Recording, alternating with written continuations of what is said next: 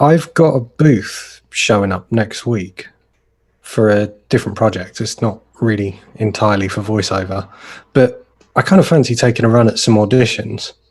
And so over the last couple of weeks, I've just been sort of keeping a lookout for good bits of copy that I think are well written and stuff that I think I'm going to be able to read convincingly.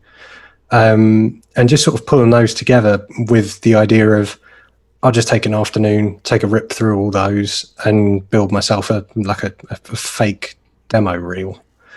Is there anything drastically wrong with that approach? Should I be doing it differently or?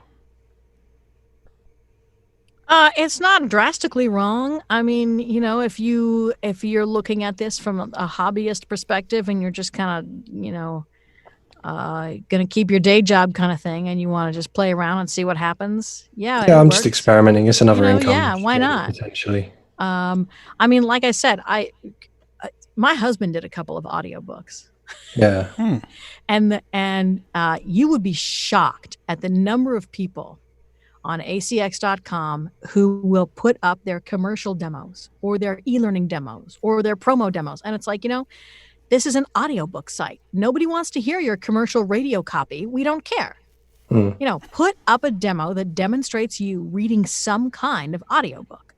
I don't think I'm a good enough reader to do I'm not saying that you're audiobooks. I'm not saying that you're gonna read the audiobook. What I'm trying to answer your question, which is that when you do that, like what I did with Tom, is he did a couple of audiobook auditions, and we just put those up as his sample demos. And then he was at the top of the search pile, and somebody booked him within 24 hours because they saw him. So if you have something, again, your quality matters. So if you have kind of what they're looking for, and it doesn't really matter what you're reading too much. I mean, again, there are levels and blah, blah, blah. And, you're not talking about some agency. You're just talking about whatever. So, yeah, go for it. Okay. So just something that's clean, sounds good, and the actual content doesn't matter too much.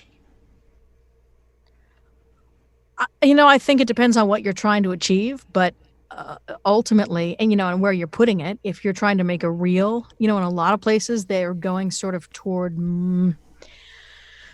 single samples with a lot of tagging.